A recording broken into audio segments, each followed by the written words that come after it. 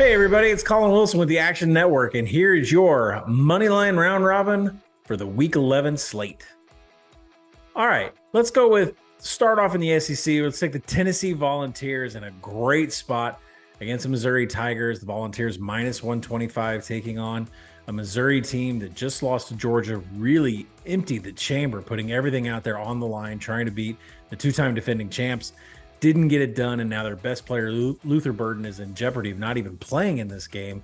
He's in the slot. If he doesn't play, that means their outside targets are going to get double-teamed. Tennessee has a ton of advantages in the advanced stats. Let's go roll with the Volunteers to start us off. Next, let's go out to the West Coast. Cal, rolling off of a gigantic four-game slate, losing to top 25 teams in the Pac-12 conference. Now they're going to take on a Washington State team who has lost 5 straight losses. Last week, losing at home to Stanford. Listen, Cal still has an identity, and they are still trying to get to bowl season, and they have Jaden Ott back running the ball. He is completely healthy. That is a huge advantage against Washington State. Take the Bears. Next, we're going to go to Purdue, minus 110 against Minnesota. We are all been crossing our fingers waiting for Purdue to turn it on.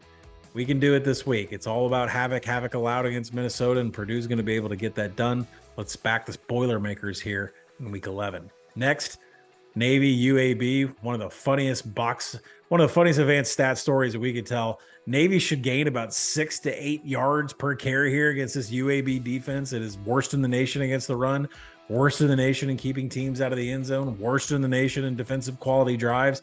I don't know what the Blazers are doing on defense, but Navy is absolutely going to roll on offense. We will roll the dice here with the midshipmen.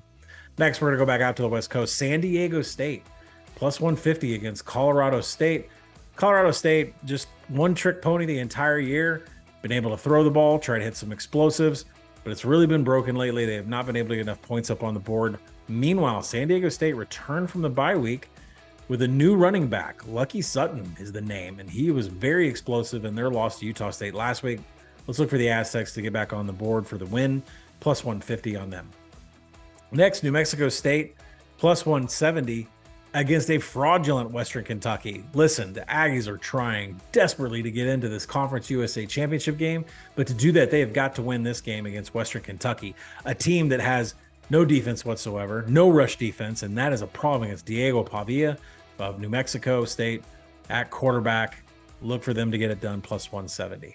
Last, finally, couldn't get out here without a double-digit Conference USA underdog, and that would be Florida International, plus 340, going up against Middle Tennessee. Listen, Florida International lost this game last year, 33-28, on a heartbreaking play at the end of the game. They've had this one circled. They've been ready for this. They're coming off a bye week. They haven't played since the month of October.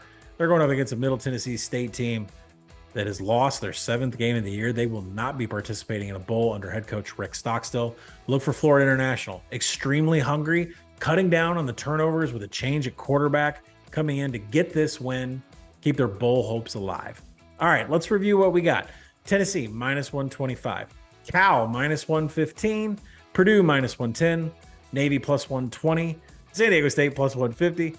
New Mexico State, plus 170. And Florida International, plus 340 to wrap up our 7-team Moneyline Round Robin for college football in Week 11. Good luck.